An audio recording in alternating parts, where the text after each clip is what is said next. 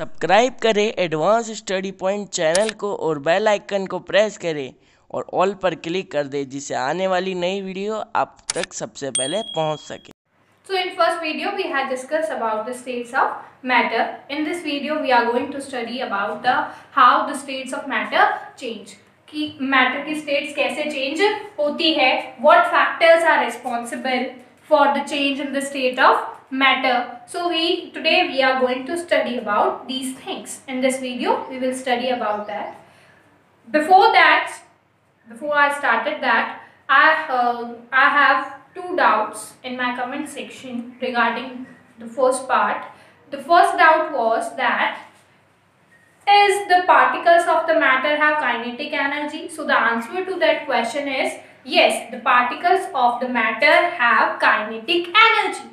Particles जो होते हैं मैटर के वो उनमें काइनेटिक एनर्जी होती है, इसीलिए तो वो मूव करते हैं और जब हम उन्हें गर्म करते हैं, जब हम उन्हें पानी को गर्म करते हैं तो उनमें से बबल्स बाहर निकलते हैं, स्टीम बनती है, वाटर वेपर्स बाहर निकलते हैं. These water vapors contain the molecules of water, the atoms of water, these particles of water. So how these particles are moving up in the air? Because of that kinetic energy. And the second doubt regarding this chapter was where do we use the plasma and where do we use the Bose-Einstein condensate. तो plasma बेटा use होता है कहाँ पर, जो TV हम लेकर आते हैं, टीवी में पिक्चर ट्यूब्स होती हैं, पिक्चर ट्यूब्स जिसकी वजह से हमें चीजें दिखाई देती है. सो उस पिक्चर ट्यूब में जो फिल्म रहता है वो होता है प्लाज्मा. प्लाज्मा एक ऐसी स्टेट है या उसमें जो पार्टिकल्स रहते हैं, matter all the matters have particles, so उनमें जो पार्टिकल्स रहते हैं वो बहुत ज़्यादा एक्साइटेड होते हैं और उन्हें थोड़ी सी एनर्जी मिलने पर ही वो क्या करने लगते हैं, एनर्जी को एमिट भी करते हैं. That's why plasma is filled in the picture tube of the televisions. And Bose-Einstein condensate is used to provide the masses to such particles which are massless. वो पार्टिकल्स जो मासलेस होते हैं quantum mechanics के अंदर अगर हम देखें तो कुछ ऐसे पार्टिकल्स होते हैं जिनका कोई मास नहीं होता है, एब्स्ट्रैक्ट पार्टिकल्स होते हैं, बट वो मास गेन करते हैं. तो वो मास गेन करने की जो प्रोसेस है उसमें कौन हेल्प करता है, Bose-Einstein कंडेंसेट. सो ये दो डाउट थे जो अब क्लियर हो चुके होंगे. So let's start with our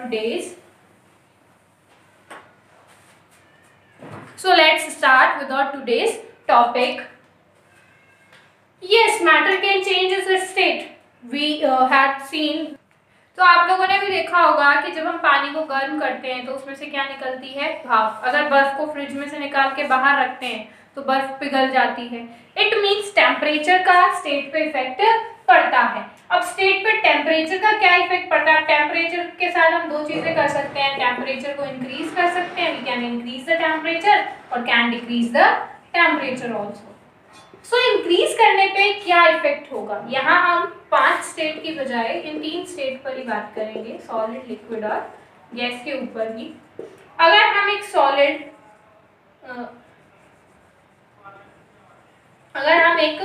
solid के टेम्परेचर को इंक्रीज करते हैं, यानी कोई सॉलिड रखा हुआ है उसके आसपास के टेम्परेचर को हमने इंक्रीज किया, यानी किसी भी सॉलिड को हम हीट कर रहे हैं, गर्म कर रहे हैं, ज्यादा टेम्परेचर पर रख रहे हैं, तो धीरे धीरे वो सॉलिड किस में बदलता है, लिक्विड में. और लिक्विड को गर्म करते हैं तो लिक्विड किस में बदलता है, गैस में. जैसे हमने आइस ली, आइस को बाहर निकाला तो किस में बदलेगा, वाटर में, और वाटर को गर्म किया तो किस में बदलेगा, स्टीम में. यही प्रोसेस होता है. अब अगर हम ध्यान से देखें किस चीज को, कि जैसे हमने आइस ले ली, हमने क्या लिया, टम्बलर में आइस ले ली और उस आइस को 0 डिग्री सेल्सियस पर रखा. 0 डिग्री सेल्सियस पर हमने उसको रखा. 0 डिग्री सेल्सियस पर लाने पर उसकी बर्फ धीरे धीरे किसमें भी बदलने लगेगी, वाटर में. और जब तक पूरी आइस वाटर में चेंज नहीं हो जाती तब तक हम ये ऑब्जर्व करेंगे कि जो टेम्परेचर है वो क्या रहे. जब हम इसको ऑब्जर्व करते हैं तो हम देखते हैं कि जब तक पूरी आइस मेल्ट होकर के वाटर में चेंज नहीं हो जाती, टेम्परेचर क्या रहता है, 0 डिग्री सेल्सियस. इट मीन्स पूरी तरह से उसको चेंज होने में जो टेम्परेचर था वो कांस्टेंट था। और ऐसे ही अगर हम वाटर ले लें और उसको वाटर 100 डिग्री सेल्सियस पर बॉईल होने लगता है यानी स्टीम में बदलने लगता है, तो जब तक वो वाटर स्टीम में बदलेगा तब तक हम देखेंगे टेम्परेचर सिर्फ कितना रहेगा 100 डिग्री सेल्सियस। इट मीन्स जब स्टेट चेंज होती है तो जो टेम्परेचर है वो क्या रह रहा है, कांस्टेंट। टेम्परेचर क्या रहता है, कांस्टेंट। ये तो पता चली कि टेम्परेचर को इंक्रीज करने पर सॉलिड किस में बदलता है, लिक्विड में, लिक्विड किस में बदलता है, गैस में। लेकिन इसके साथ साथ एक चीज और हमारे पास यहाँ से निकल कर आई कि जब भी स्टेट में चेंज होता है तो एक पर्टिकुलर टेम्परेचर जो है वो कांस्टेंट रहता है जब तक कि वो पूरी की पूरी चीज किस में ना बदल जाए, दूसरी स्टेट में ना बदल जाए। ऐसे जब हम सॉलिड एक पर्टिकुलर, जैसे हमने 1 kg कोई भी सॉलिड लिया, आइस ही ले ली, उस आइस को हमने रखा, उसको गर्म किया, हीट किया, कितने डिग्री सेल्सियस पर, 0 डिग्री सेल्सियस पर। जब तक वो पूरी की पूरी किस में बदल जाएगी, वाटर में। जब तक वो पूरा 1 kg जो आइस है वो किस में बदल जाए, वाटर में, तब तक जो हीट या जो एनर्जी उसको देनी पड़ी या जो एनर्जी उस आइस ने ली उसको हम कहते हैं लेटेंट हीट ऑफ फ्यूजन। उसको क्या कहते हैं, लेटेंट हीट ऑफ फ्यूजन। कोई भी सॉलिड ले लो, 1 kg या 1 ग्राम, एक यूनिट मास, किसी भी सॉलिड का एक यूनिट मास, उसको लिक्विड में बदलने में, पूरी तरह से लिक्विड में बदलने में जो हीट वहाँ देनी पड़ती है, that is known as latent heat of fusion. और ऐसे ही अगर किसी लिक्विड को हम गैस में बदलते हैं तो उसको कहा जाता है वेपराइजेशन। वेपराइजेशन। तो जितनी हीट हमें एक यूनिट लिक्विड का मतलब यही है 1 लीटर या 1 मिलीलीटर, कुछ भी एक सिंगल यूनिट की तरह अगर आप मास को माने, तो उसको पूरी की पूरा लिक्विड, जैसे 1 लीटर आपने वाटर लिया तो उस पूरे वाटर को गैस यानी स्टीम में बदलने में जो हीट आपको देनी पड़ेगी, that is known as latent heat of vaporisation. So this is latent heat, या फिर हम इसको कहते हैं क्या, enthalpy. Latent heat of fusion, latent heat of vaporisation. अब सॉलिड का लिक्विड में बदलना क्या कहलाता है, फ्यूजन। और लिक्विड का गैस में बदलना क्या कहलाता है, वेपराइजेशन। इसका उल्टा गर्म करने पर तो ये स्टेप चलती है। अगर हम किसी गैस को ठंडा करें यानी टेम्परेचर डिक्रीज करें तो वो गैस किस में बदलेगी, लिक्विड में। जैसे स्टीम को ठंडा करो तो वो किस में बदलती है, वाटर में। अगर लिक्विड को और ठंडा करो तो वो किस में बदलेगा, सॉलिड में। लिक्विड का सॉलिड में बदलना कहलाता है सॉलिडिफिकेशन, और गैस का लिक्विड में बदलना कहलाता है condensation. So from here two terms came to us, latent heat of fusion and latent heat of vaporization। तो latent heat of fusion हमने पढ़ा जब एक यूनिट मास, यूनिट किलोग्राम या यूनिट ग्राम मास को पूरी तरह से लिक्विड में बदलने के लिए जो हमें हीट देनी होती है, the heat required to change unit kilogram mass of a solid into liquid at its melting point. We can also say at its melting point is known as latent heat of fusion, and vice versa we can say the heat required to change 1 milliliter or 1 liter or a unit mass liter of a liquid into gaseous state at its boiling point is known as latent heat of vaporisation. तो ये दो terms थी जो clear हो गई होंगी। अगर हम इस चीज को समझना चाहें तो हम इस फिगर से भी समझ सकते हैं कि हमने एक सॉलिड लिया, उसको हमने गर्म किया तो वो किस में बदल गया, लिक्विड में। इसको हम कहेंगे फ्यूजन। लिक्विड था, लिक्विड को हमने गर्म किया तो वो बदल गया किस में, गैस में। इसको हम कहते हैं क्या, वेपराइजेशन। अगर गैस को हम ठंडा करते हैं, डिक्रीज करते हैं टेम्परेचर को, तो वो कंडेंस होगा और कंडेंस होकर किसमें बदल जाएगा, लिक्विड में। गैस बदलेगी लिक्विड में, इसको हम कहेंगे कंडेंसेशन या लिक्विडिफिकेशन। अगर हम लिक्विड को भी ठंडा करते हैं तो वो बदलेगा सॉलिड में, उसको क्या कहेंगे, सॉलिडिफिकेशन। कुछ सब्सटेंसेस ऐसे होते हैं जो डायरेक्ट सॉलिड से गैसियस स्टेट में और गैस से सॉलिड स्टेट में चेंज होते हैं, जैसे कि camphor Kapoor, ammonium chloride,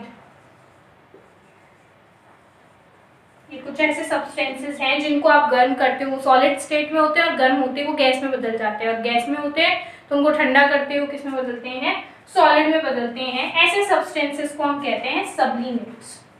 These substances are known as sublimates। जब हम इन्हें हीट करते हैं तो ये सॉलिड से गैस में बदलेंगे, और जब हम इन्हें ठंडा करेंगे तो ये किस में बदलेंगे, गैस से सॉलिड में बदलेंगे। इसके लिए एक एक्टिविटी भी हम कर सकते हैं, जैसे हमने कपूर मिला लिया ऑयल यानी तेल में, एंड देन उसको हमने एक बीकर में लिया, चाइना डिश में लिया, और उसके ऊपर एक फनल, बीकर तो नहीं है, चाइना डिश में लिया हमने क्या, ऑयल, और ऑयल के अंदर क्या था, कैम्फर। देन उसको हमने कवर किया एक फनल से, और फनल के ऊपर हमने लगा दिया कॉटन। जब हम उसे गर्म करेंगे, गर्म करने पर ये कैम्फर बदलेगा गैस में, गैस में बदलेगा तो यहाँ तक जब ये वापस जाएंगे तो ठंडे होके सॉलिड हो जाएंगे, तो कैम्फर यहाँ इकट्ठा हो जाएगा, जबकि ऑयल जो है वो लिक्विडिफाई होकर के गैस में बदलेगा, लेकिन गैस से ठंडा होने पर फिर से लिक्विड में बदलेगा और वापस ऑयल यहाँ आकर रह जाएगा, जबकि पूरा का पूरा कैम्फर हमें यहाँ डिपॉजिट मिलेगा। इस प्रोसेस को हम कहते हैं, this is known as sublimation. This process is known as sublimation, जहां सॉलिड किस में बदलता है, गैस में। और इसका उल्टा कहलाता है डीसब्लिमेशन या फिर वेपर डिपोजिशन। जब हम गैस से किस में बदलते हैं, इसको सॉलिड में गर्म करना, सॉलिड किसी भी सप्लीमेंट को गर्म करना सब्लिमेशन होगा उसका, और गैस और उसका बने जो वेपर्स हैं उनको ठंडा करना क्या होगा, डीसब्लिमेशन या फिर वेपर डिपोजिशन।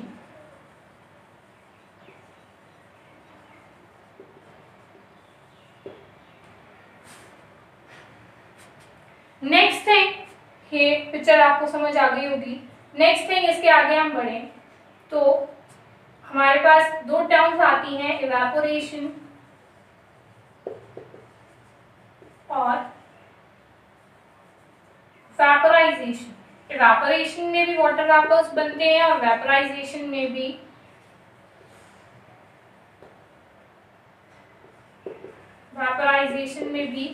वेपर्स बनते हैं। So what is the difference between evaporation and vaporization? Evaporation और vaporization में एक बेसिक डिफरेंस है कि अगर किसी के बॉइलिंग पॉइंट पर वेपर्स बन रहे हैं तो वो वेपराइजेशन है, लेकिन बॉइलिंग पॉइंट से कम टेम्परेचर पे कोई चीज़ वाटर वेपर में बदली, वाटर वेपर्स में बदला या कोई भी दूसरा लिक्विड वेपर में बदला तो वो उसका इवेपोरेशन है। जब हम पानी को धूप में रखते हैं तो वो इवेपोरेट हो जाता है, उड़ जाता है भाप बन के, लेकिन तब वो पानी इतना गर्म नहीं होता कि हमने उसको उबाला हो, मीन्स वो उसका बॉइलिंग पॉइंट नहीं है, फिर भी वाटर जो है वो वेपर्स में बदल रहा है, तो वो क्या है, इवेपोरेशन। मेल्टिंग पॉइंट और बॉइलिंग पॉइंट भी दो टर्म्स हैं। मेल्टिंग पॉइंट का मतलब होता है वो टेम्परेचर जहाँ पर कोई चीज़ पिघलना शुरू करती है, कोई भी सॉलिड जिस टेम्परेचर पर मेल्ट होना स्टार्ट हो, दैट इज मेल्टिंग पॉइंट। और कोई भी सॉलिड जिस टेम्परेचर पर वेपर्स में बदलना स्टार्ट हो, दैट इज बॉइलिंग पॉइंट। गर्म करने पर वो बॉइल होना स्टार्ट हो, वेपर में बदले, दैट इज बॉइलिंग पॉइंट। तो हमने ये पढ़ा कि हीटिंग और कूलिंग का इफेक्ट क्या होता है, बट उस इफेक्ट की वजह से एक्चुअली में उसके अंदर होता क्या, उस मैटर के साथ क्या होता है, जब हम किसी चीज़ को गर्म करते हैं तो वो जो पार्टिकल्स हमने पढ़े उनके अंदर काइनेटिक एनर्जी होती है, वो मूव करते रहते हैं। सॉलिड में जैसे इस तरह के पार्टिकल्स हैं, जब हम गर्म कर रहे हैं इट मीन्स हम उन्हें एनर्जी दे रहे हैं, जब हम उन्हें एनर्जी देते हैं तो उनकी काइनेटिक एनर्जी इंक्रीज हो जाती है, जिसकी वजह से वो क्या करने लगते हैं, आगे ऊपर मूव करने लगते हैं। मूव करेंगे तो ये कैसे हो जाएंगे, दूर दूर हो जाएंगे। इट मीन सॉलिड स्टेट अब किस में चेंज हो जाएगी, लिक्विड स्टेट में। और लिक्विड को हम गर्म करेंगे तो और ज्यादा एनर्जी इंक्रीज होगी, तो ये बहुत ज्यादा एक दूसरे से दूर चले जाएंगे। सो वो कौन सी स्टेट हो जाएगी, गैसियस स्टेट। और ठंडा करने पर या कूलिंग करने पर इसका उल्टा होता है। जब हम कूल करते हैं इसको तो इनकी काइनेटिक एनर्जी कम होती है। क्यों, क्योंकि हम इनको ऐसा एनवायरनमेंट दे रहे हैं जहां बाहर की तरफ एनर्जी कम है, तो इनकी एनर्जी बाहर निकलती है। एनर्जी कम होने की वजह से ये एक दूसरे के क्या आते हैं, पास में आएंगे तो गैस किस में बदलेगी, लिक्विड में। और लिक्विड में और ज्यादा हम उसको ठंडा करेंगे तो वो किस में बदल जाएगा, सॉलिड में। सो ये था क्या कि होता क्या है हीटिंग और कूलिंग करने पर मैटर के पार्टिकल्स के साथ क्या होता है, effect of pressure. Effect of pressure. अब आगे प्रेशर का क्या इफेक्ट होगा, प्रेशर क्या होता है, pressure means force applied on a particular area. कोई भी एक एरिया ले लिया, जैसे ये मार्कर एक एरिया है, इसके ऊपर जो फोर्स लगाऊं तो वो जो फोर्स इस पर लगेगा, इस पूरे एरिया पर जो डिस्ट्रीब्यूट होगा, उसको हम कहेंगे क्या, pressure. Force applied on a particular area. तो अगर हमने एक सॉलिड लिया तो सॉलिड के जितने भी पार्टिकल्स हैं सब पर प्रेशर लग रहा है। अगर हम प्रेशर को इंक्रीज करते हैं तो क्या होता है, जैसे हमने एक पैक्ड सिलेंडर लिया, उसके अंदर गैस भरी और उसके ऊपर क्या लगा दिया, एक पिस्टन। अब पिस्टन से हमने धीरे धीरे प्रेशर लगाना उस पर शुरू किया। पहले प्रेशर कम था तो वो जो गैस थी वो गैसियस फॉर्म में ही थी। धीरे धीरे हमने प्रेशर बढ़ाया तो हमने देखा जैसे ही हमने प्रेशर बढ़ाया थोड़ा तो वो जो गैस थी वो किस में बदलने लग गई, लिक्विड में। और ज्यादा प्रेशर बढ़ाया तो वो जो लिक्विड था वो भी किस में बदल गया, अब सॉलिड में। इट मीन्स प्रेशर इंक्रीज करने पर भी क्या हो रही है, स्टेट चेंज हो रही है। अगर हम गैस पे प्रेशर इंक्रीज करेंगे तो वो लिक्विड में बदलेगा, लिक्विड पे प्रेशर इंक्रीज करेंगे तो वो सॉलिड में बदलेगा। और डिक्रीज करते हैं तो सॉलिड किस में बदलेगा, लिक्विड में, और लिक्विड किस में बदलेगा, गैस में। अब कुछ चीजें इन दोनों को काम में लेके की जाती है, टेम्परेचर और प्रेशर दोनों का कंबाइंड इफेक्ट जब होता है तब वो चीज पॉसिबल होती है। जैसे हमारे घर में गैस सिलेंडर्स आते हैं, वो गैस सिलेंडर्स कब फिल होते हैं, जब उनका टेम्परेचर तो क्या हो, लो, और प्रेशर कब क्या हो, हाई प्रेशर और लो टेम्परेचर पर किसी भी गैस को किस में बदला जा सकता है, लिक्विड में, और किसी भी लिक्विड को किस में बदला जा सकता है, सॉलिड में। बट एक पर्टिकुलर टेम्परेचर और एक पर्टिकुलर प्रेशर से कम प्रेशर में हम वो चीज़ नहीं कर सकते, तो उस प्रेशर को कहा जाता है और उस टेम्परेचर को कहा जाता है critical temperature and critical pressure. जैसे हम एक एग्जाम्पल के लिए मान लेते हैं कोई एक गैस है, ए नाम की कोई गैस है, उसको हमें बदलना है किसमें, लिक्विड में। उसको बदलने के लिए हमने धीरे धीरे क्या किया, टेम्परेचर को लो किया। टेम्परेचर जैसे हम ले आए 314 केल्विन। टेम्परेचर मेजर होता है किसमें, केल्विन में, सेल्सियस में नहीं, किसमें मेजर होता है, केल्विन में। और जो प्रेशर था उसको हमने बढ़ा दिया कितना, 200 atm तक। अब यहाँ पर भी वो जो गैस है वो किसमें नहीं बदली, लिक्विड में, जबकि ये तो बहुत कम टेम्परेचर है और बहुत ज़्यादा क्या है, प्रेशर है। अब धीरे धीरे हमने जैसे ही उसको 315 पर किया, टेम्परेचर को 315 केल्विन ले आए,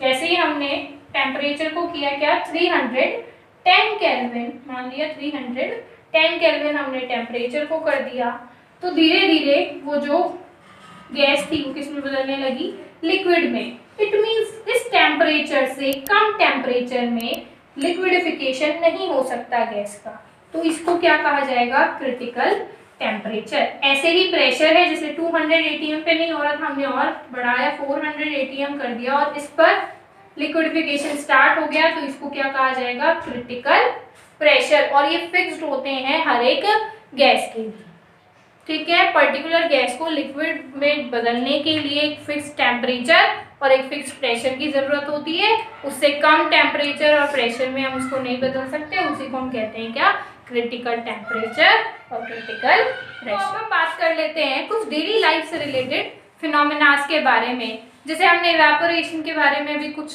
टाइम पहले डिस्कशन किया था कि इवेपोरेशन क्या होता है, जब बॉइलिंग पॉइंट से कम टेम्परेचर पे वाटर किसमें बदले, वाटर वेपर्स में। उस इवेपोरेशन के कुछ इफेक्ट्स हमें देखने को मिलते हैं। जैसे अगर हम किसी परफ्यूम को स्प्रे करते हैं हमारी बॉडी पर, हमारे पाम पर, हथेली पर, जैसे हमने परफ्यूम स्प्रे किया, तो कुछ टाइम बाद वो परफ्यूम क्या हो जाता है, इवेपोरेट हो जाता है। बट साथ साथ में पीछे हमें क्या लगता है, उस जगह पर कोल्ड भी या ठंडा भी फील होता है। क्यों फील होता है, क्योंकि जब जो परफ्यूम के जो लिक्विड पार्टिकल्स हैं वो इवेपोरेट होने लगते हैं, तो वो अपनी काइनेटिक एनर्जी की वजह से इवेपोरेट होते हैं। सो जो बीच में पीछे जो पार्टिकल्स छूट जाते हैं, उसमें गैस भी मिक्सड होती है, वो गैस पार्टिकल्स ही रिलीज होते हैं सबसे पहले।